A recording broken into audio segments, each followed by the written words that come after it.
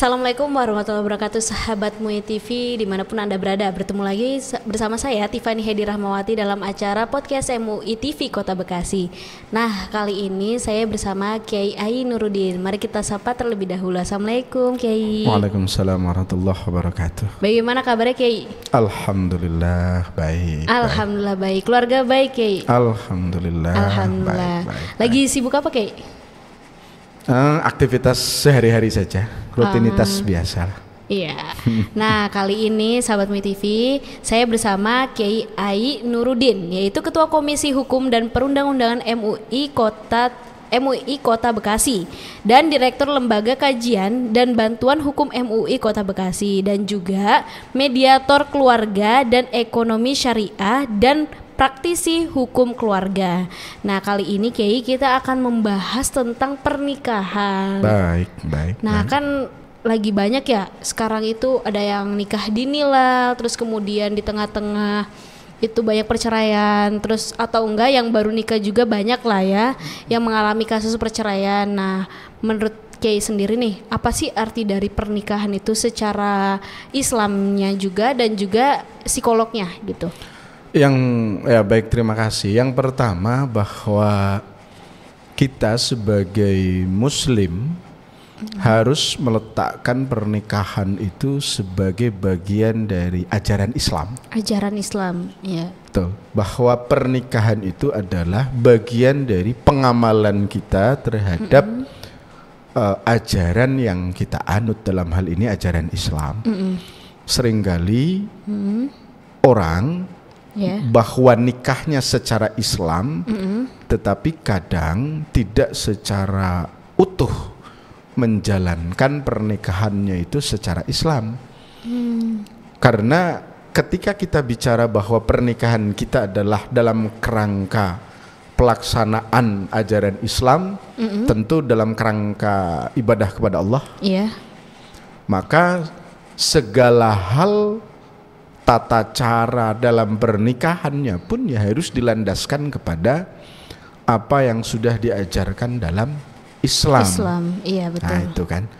Nah itu yang menurut saya selama menggeluti dunia profesi hukum keluarga yang sering bersentuhan dengan persoalan-persoalan pernikahan, termasuk tadi perceraian, lebih karena ketika nikahnya memang secara Islam, akadnya secara Islam, tapi dalam praktek sehari-hari, bagaimana hubungan antara suami dan istri, posisi suami, posisi istri, itu tidak diletakkan bagaimana Islam itu mengatur dan mengikuti ketentuan Islam itu yang sering kita temukan di lapangan.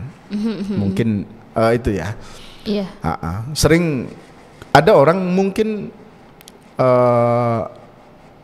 ketika ditanya untuk nikah ya sunah Nabi misalnya kan. Betul. Tapi dalam prakteknya banyak yang orang nikah itu hanya karena tradisi, karena lingkungan itu tanpa sadar ya.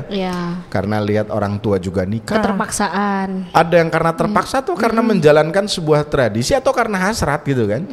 Bahwa dalam diri setiap manusia laki perempuan itu ada hasrat misalnya, dan pernikahan juga bagian dari salah satu cara menyalurkan hasrat itu secara benar sesuai ajaran. Nah, ada yang kemudian pernikahan itu juga hanya sebatas untuk itu gitu kan, untuk menyalurkan hasrat saja, sehingga lain-lainnya itu tidak.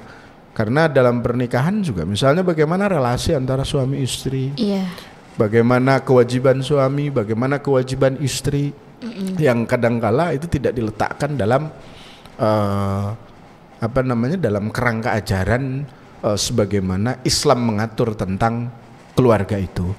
Kalau kita bicara misalnya dalam Al-Quran itu kan ada wa min ayati an khalaqalakum min anfusikum azwajan litaskunu ilaiha, kan di situ ada bahwa goal dari sebuah pernikahan kan litaskunu sakinah ilaiha wa ja'ala bainakum mawaddatan warahmah. Nah, celakanya praktek rahmah misalnya, tenang dalam keluarga ketika kan paradok.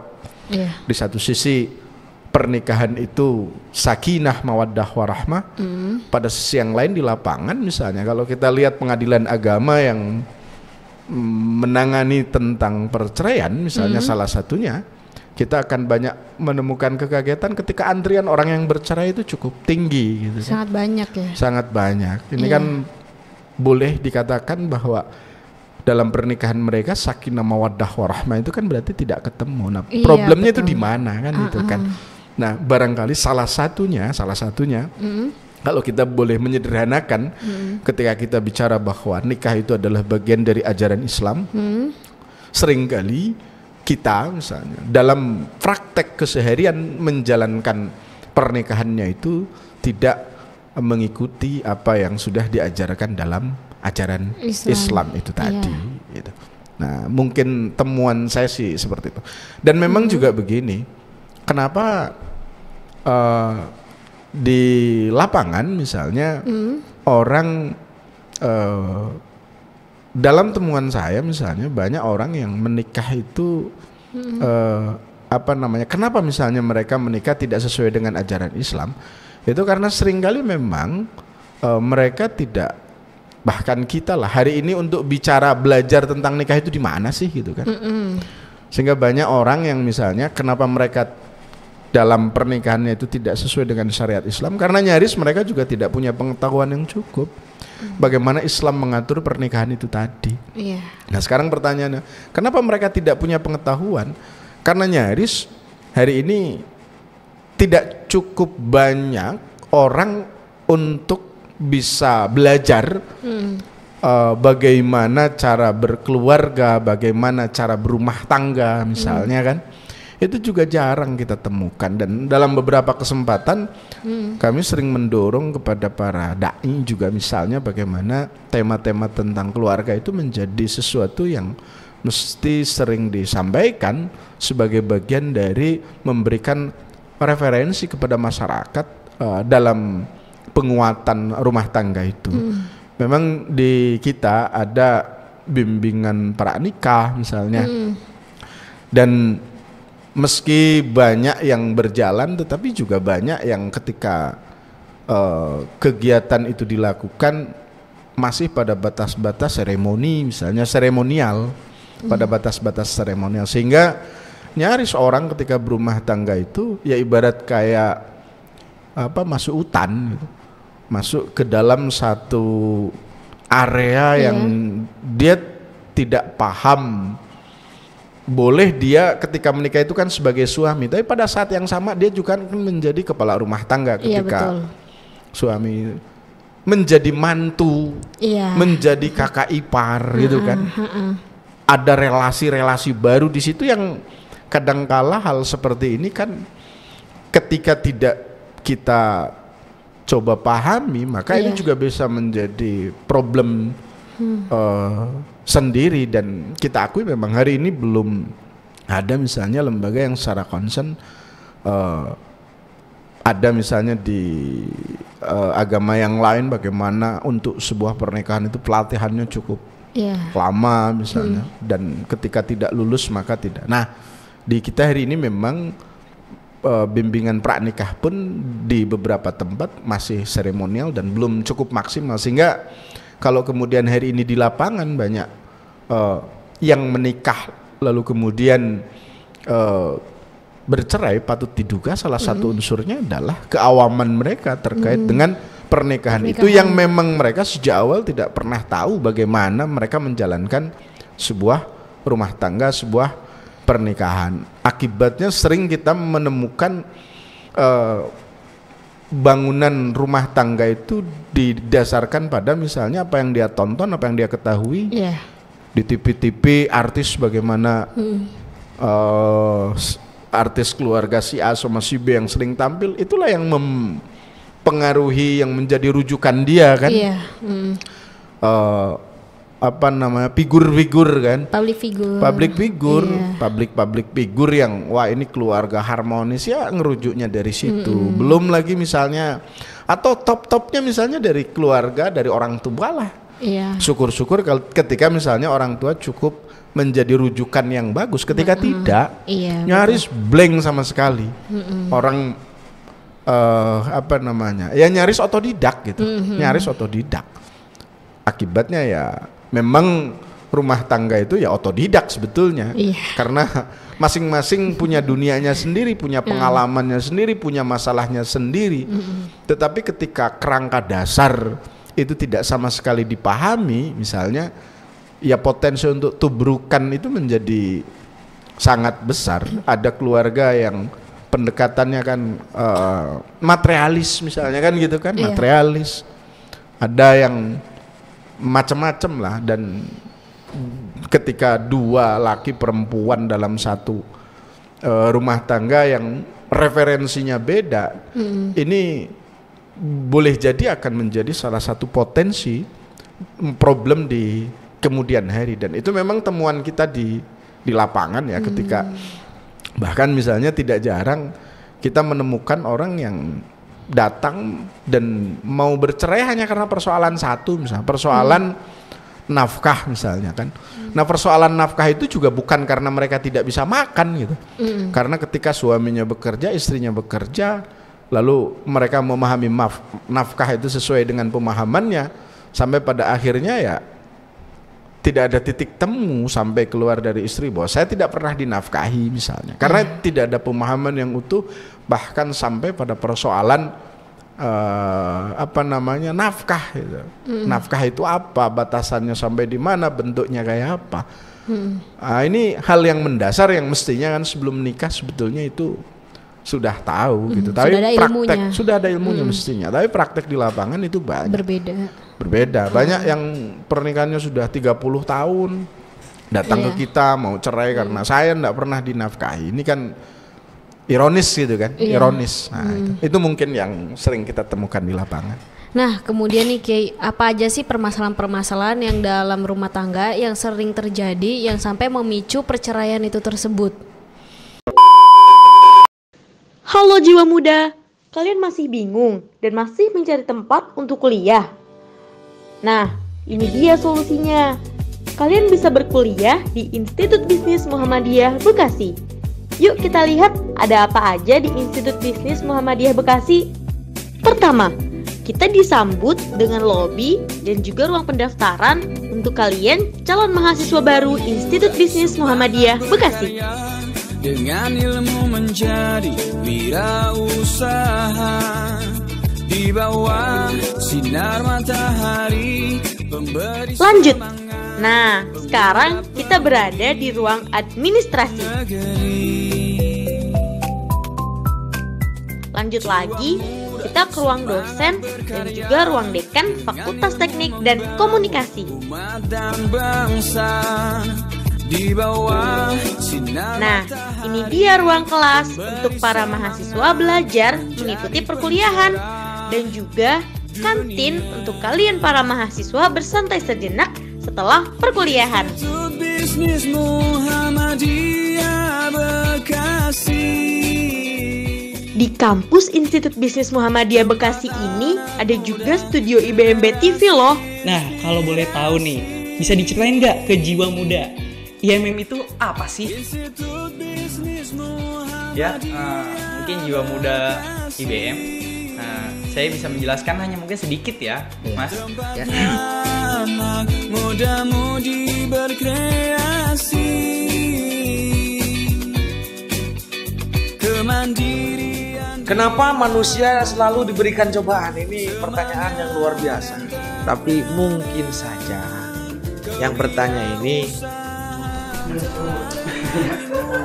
bukan senang dicoba. Mungkin saja yang bertanya ini tadarusnya belum sampai kepada ayat yang dia maksud.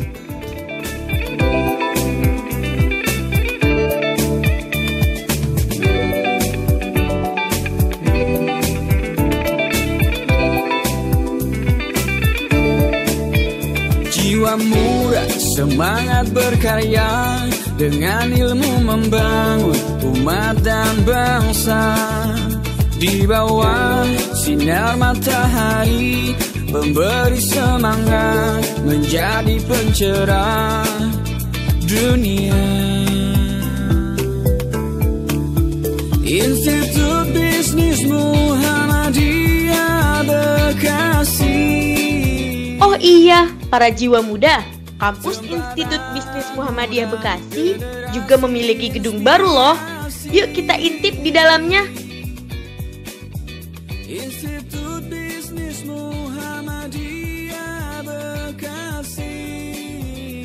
Nah, kita disambut dengan lobi dan juga musola untuk kita beribadah nih jiwa muda.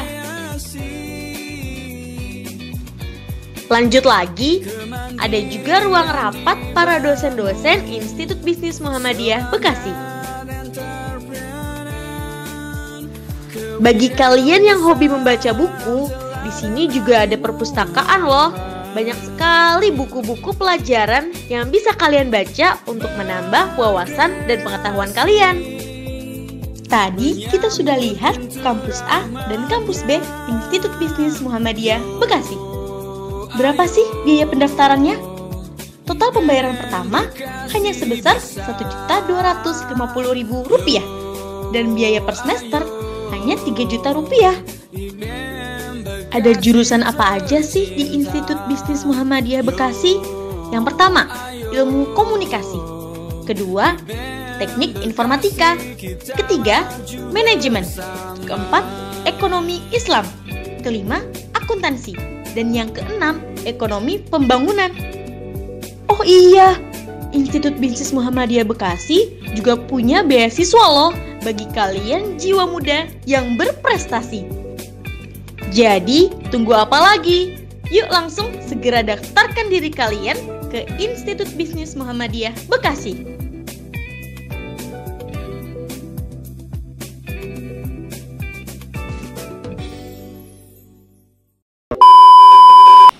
Kalau jenisnya itu tentu banyak ya. Iya. Kalau jenisnya itu tentu banyak. Baik misalnya persoalan yang ditimbulkan oleh suami, oleh istri ketika ada anak itu dari anak. Tetapi itu tadi sumber masalah yang paling utama menurut saya salah satunya adalah terkait dengan pengetahuan itu tadi. Itu sumber paling utama itu. Ketidaktahuan dia terkait dengan pernikahan itu tadi, hak dan kewajiban dan segala macam. Nah, yang kedua misalnya perilaku ya. Perilaku dari suami, perilaku dari istri, termasuk juga barangkali tanggung jawab ya. Tanggung jawab. Betul tadi di awal bahwa pernikahan itu kan di satu sisi ada dimensi agama di satu sisi.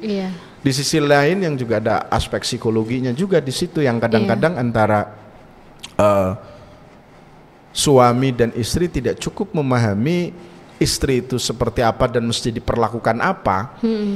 Bayangkan yang biasa sendiri lalu tiba-tiba harus bareng, mereka dibesarkan dalam lingkungan yang beda harusnya tuh dan harus saling memahami. Iya betul. Aspek psikologinya juga di situ cukup kuat dan tentu ini butuh butuh pembelajaran dan butuh pengalaman bahwa pengetahuan itu penting ya, tetapi juga nanti proses pembelajaran untuk saling memahami masing-masing pasangan dan itu tadi belajar untuk saling memahami antara keduanya tidak saling memahami ini juga menjadi persoalan ego dari si suami, ego si istri. Lagi-lagi karena persoalan misalnya ketidakpahaman, ada kalanya faktor campur tangan pihak lain, orang ketiga, bahkan bukan hanya orang ketiga yang itu, tapi kadang-kadang orang tua. Ada mitos, saya katakan mitos misalnya, ada mitos yang sering ketika orang cerita itu, misalnya tidak gampang seorang suami untuk bisa menyatukan antara istri dan mertua perempuan, misalnya kan begitu. Nah ini juga lagi-lagi bicara tentang pengetahuan istri, posisi istri dan posisi mertua yang tidak harus dihadap-hadapkan, tetapi masing-masing punya porsinya. Lagi-lagi ketika kita tidak cukup punya pengetahuan tentang itu, ini juga akan menjadi akar masalah keterlibatan pihak lain itu. Ada ipar lah di situ, ada belum lagi pihak ketiga dalam arti perselingkuhan lah misalnya ya. Itu juga kadang menjadi pemicu masalah. Di samping tadi itu kan bicara perilaku, termasuk misalnya tidak bertanggung jawab, mabuk dan segala macam. Sumber-sumber banyak sebetulnya, dan itu bisa bersumber dari suami, dari istri. Dan dari pihak keluarga atau bahkan pihak luar misalnya. Itu biasanya sumbernya, kalau jenisnya banyak. Nah, kemudian kalau misalkan kasus perceraian di Indonesia ini itu meningkat sekali nggak sih, Kiai? Data terbaru itu saya tidak begitu paham, tetapi dulu sudah cukup mengkhawatirkan. Dulu saya tidak berani untuk mengatakan angkanya karena terbaru itu belum lihat, tetapi cukup mengkhawatirkan. Bahkan termasuk antara jumlah yang nikah dengan jumlah yang cerai, antara jumlah yang nikah, prosentasenya itu lebih banyak perceraian. Lebih banyak, tetap masih banyak menikah, tetapi dari tahun ke tahun itu perceraian persentase dengan pernikahan itu naik. Gitu. Ada makin naik, apalagi ya, termasuk tadi. Salah satu penyebab hari ini kan medsos ini menjadi pemicu ya, ketika hari ini kan di anak-anak muda itu tradisi pacaran, mau tidak mau di situ ada mantan yang hari ini karena medsos yang tidak ketemu akhirnya bisa ini juga menjadi tantangan, dan angka itu cukup lumayan itu punya pengaruh terhadap angka perceraian di keluarga itu, faktor medsos itu. Dulu mantan ya mantan, wis kehidupannya di mana-mana. Hari ini kan bisa saling sapa melalui Facebook DM dan segala macam. Ini makanya betul tantangan keutuhan keluarga hari ini itu semakin besar ketika media sosial di satu sisi itu ada dampak baik, mendekatkan orang, tapi pada saat yang sama juga bagi keluarga tantangannya juga cukup berat karena ini juga bisa memberi ruang orang untuk terjadi penyimpangan lah gitu kan. Nah kemudian nih Ki, apakah pranikah itu udah cukup nggak sih buat kita yang ingin melanjutkan ke jenjang pernikahan? Gitu. Cukup sih belum, tapi setidak-tidaknya lagi-lagi itu tadi ada stimulasi lah, ada stimulasi untuk dia memahami kan gitu kan. Bagi yang sebetulnya enggak cukup lah, artinya karena dalam setiap keluarga itu ada masalahnya sendiri, yang tentu antara masalah yang satu dengan yang lain itu cukup. Tetapi dengan pendidikan pranikah misalnya, setidak-tidaknya ini bisa menstimulasi dia lah untuk pengetahuan dasar. Setidak-tidaknya udah ada pondasinya ya, setidaknya ada pondasi, meskipun barangkali tentu itu masih kurang dari cukup, tapi lumayan. Ya itu tadi mestinya kan di kita alhamdulillah kan pengajian itu bisa menjadi sarana sebetulnya bagaimana untuk melakukan pembinaan ya, pembinaan terhadap masyarakat terkait dengan persoalan keluarga, dan menurut saya biar itu konsisten gitu, continue gitu. Mungkin nah kemudian nih Kiai, apa sih solusi untuk yang ingin menikah dan konsultasi permasalahan dalam rumah tangga? Jadi solusi dari ini semua tuh kira-kira apa ya Kiai? Yang pertama bahwa saya di Komisi Hukum, Komisi Hukum dan Perundang-undangan, juga di Lembaga Kajian dan Bantuan Hukum, kita masalah keluarga juga termasuk cukup konsen, bahkan kita kerjasama. Dan ke depan akan melakukan kerjasama dengan Komisi Perempuan dan Anak. Jadi bekerja sama dengan Komisi Perempuan dan Anak untuk memberikan konsultasi kepada masyarakat. Ini bagian dari kehadiran MUI dalam persoalan-persoalan masyarakat lah itu kan. Nah selama ini LKBH membuka layanan setiap hari Jumat itu kan layanan, dan memang banyak yang hadir itu yang masalah keluarga. Nah kita coba kembangkan agar, karena Komisi Hukum dan Undang-Undang itu identiknya kan dengan keluarga dari sisi hukum saja, maka kita kerjasama dengan Komisi Perempuan dan Anak itu sebetulnya dalam rangka bahwa keluarga itu tidak semata-mata persoalan hukum, tetapi juga persoalan lain, termasuk persoalan agama, persoalan psikologi, kesehatan dan lain sebagainya. Nah, MUI Kota Bekasi melalui lembaga salah satunya LKBH, Komisi Hukum dan Perundang-undangan, Komisi Perempuan dan Anak, secara terbuka memberi kesempatan kepada masyarakat untuk hadir, untuk datang, untuk berkonsultasi terkait dengan persoalan-persoalan, bahkan bagi mereka termasuk yang mau nikah, gitu. Bahkan termasuk bagi mereka yang mau nikah. Dalam beberapa kesempatan, misal contoh kasus, meskipun ini masih dari sisi hukum, ada orang yang kan hari ini muncul tren perjanjian pranikahan itu kan, datang ke kami misalnya mengkonsultasikan, meskipun sebetulnya harapan kita yang lebih mendasar, yang lebih esensi dari pernikahan itu bukan semata-mata formal seperti itu. Nah, kita terbuka untuk bagi yang bagi yang ingin konsultasi karena persoalan nikah itu justru bukan bagi orang yang akan nikah sebetulnya. Di dalam justru bagi yang sudah nikah itu banyak persoalan itu. Dalam rumah tangga itu sendiri. Dalam rumah tangga itu sendiri tidak ada orang yang berumah tangga itu tidak ada masalah. Betul. Semuanya ada masalah, bentuknya saja yang berbeda. Bentuknya aja yang berbeda. Makanya bagi yang mau nikah, bagi yang sudah menikah, MUI Kota Bekasi melalui Komisi Hukum dan Perundang-undangan, melalui Komisi Perempuan Anak terbuka untuk memberikan layanan, baik itu konsultasi, baik itu penyuluhan, baik itu pendampingan bagi masyarakat yang membutuhkan khusus untuk persoalan keluarga. Bicara keluarga, bicara anak di situ, bicara semuanya ya, semua, mencakup waris permasalahan dan keluarga, segala macam, harta warisan, anak, ingin menikah atau segala macam ya kayak ya. Betul. Masya Dan Allah. kita perluas, makanya tadi ada dengan Komisi Perempuan Anak itu sebetulnya ingin mencoba memperluas pernikahan tidak hanya dari sisi hukum, tapi juga dari aspek-aspek lain agar lebih komprehensif kita melakukan pelayanan terhadap masyarakat.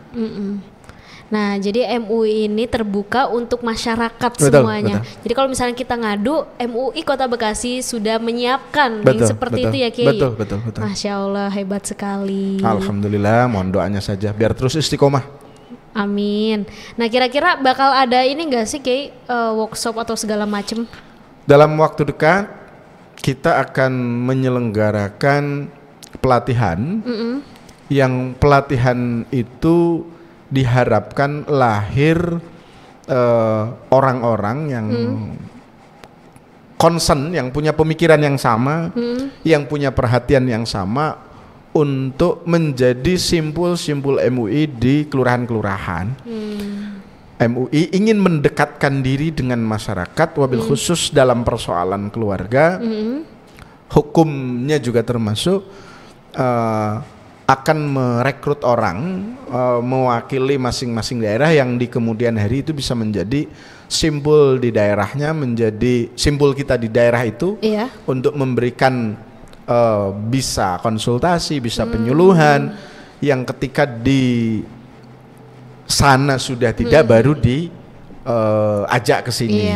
Ini adalah bagian dari bentuk keseriusan kita untuk masuk di ruang ini sebetulnya dengan cara kalau di tingkat kota saja kan terbatas, tapi juga untuk coba memperluas jejaring pasukan yang nanti bisa lebih dekat dengan masyarakat, dengan persoalan masyarakat dengan adanya simpul-simpul itu tadi. Kalau bahasa kita relawan lah.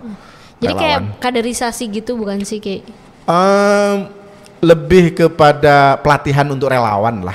Pelatihan untuk relawan. Kita adakan pelatihan. Ketika bicara pelatihan itu kan nanti skill ya. Nanti mereka akan kita bekali dengan skill-skill yang dengan keahlian-keahlian yang nanti dibutuhkan mobil khusus menyangkut persoalan keluarga dari aspek hukumnya.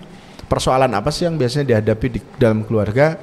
Nah, pengetahuan apa, skill apa yang nanti akan mereka dapatkan akan kita berikan kepada mereka sehingga nanti setidak-tidaknya mereka bisa melakukan pendampingan bagi masyarakat yang punya persoalan dalam keluarga. Iya. Meskipun pada akhirnya kadang berkembang tidak hanya keluarga nggak apa-apa. Betul. Tapi setidaknya bahwa mereka adalah perwakilan kita yang akan kita siapkan melalui kegiatan pelatihan insya Allah di bulan Oktober nanti. Karena kita masih dalam tahap perumusan, dalam tahap perumusan. Nah, jadi kalau misalkan yang rumahnya jauh, jadi tidak usah capek-capek ke Kota Bekasi, Betul. cuma di tempat yang itu yang dekat situ ya. Betul. Nanti ada simpul kita sejenis kayak pendamping pendamping hukum keluarga lah gitu kan. Relawan yang tentu namanya juga relawan yang mereka insya Allah mudah-mudahan punya kerelaan untuk concern sama-sama dengan kita dalam persoalan-persoalan keluarga. Nah, relawan itu apakah di MUI kecamatan aja atau di mana-mana saja, Kiai? Nanti kita tidak melibatkan MUI kecamatan secara kelembagaan sepertinya, karena kita lebih kepada bahwa ini lembaga kita di tingkat Kota Bekasi, LKBH misalnya di Kota Bekasi punya simpul di sana, dan tentu mereka nanti dengan koordinasi dengan kecamatan lah mungkin begitu sebagai struktur MUI di tingkat kecamatan. Karena kalau melibatkan MUI kita paham betul segala kesibukan para pengurus, sehingga kita memang nanti narik langsung dari masyarakat yang memang punya interest, punya concern selama ini di kegiatan-kegiatan kemasyarakatan di lingkungannya masing-masing yang akan kita coba rekrut nanti menjadi bagian dari relawan kita untuk di masyarakat. Oke, berarti informasi selanjutnya bisa dilihat dari mana itu, Kiai? Nanti kita akan mempublish dan kita informasikan secara terbuka bahwa kita nanti akan merekrut, dan penyelenggaraan pelatihan di bulan Oktober akan mulai kita sosialisasikan, dan rekrutmen peserta di bulan September. Di bulan September. Oh, bulan seperti September. itu. Ya, semoga lancar terus ya, Kiai. Amin. Nah, terima kasih banyak ya atas waktu dan ilmunya, dan semoga ini sangat-sangat bermanfaat sekali untuk seluruh masyarakat dan khususnya di Kota Bekasi ini, dan semoga angka perceraian itu tidak naik ya, Kiai ya. Semoga khususnya di Kota Bekasi ini semoga bisa redup lah ya. Betul. Kayak gitu, Kiai. Baik. Makasih banyak, Kiai. Sama-sama. Oke, sahabat MUI TV, jangan lupa untuk subscribe, like, dan share. Dan juga kalau ingin masuki tema atau pertanyaan yang lainnya, bisa langsung chat di kontak person di bawah ini. Oke, terima kasih. Kami berdoa pamit undur diri. Wassalamualaikum warahmatullahi wabarakatuh. Waalaikumsalam.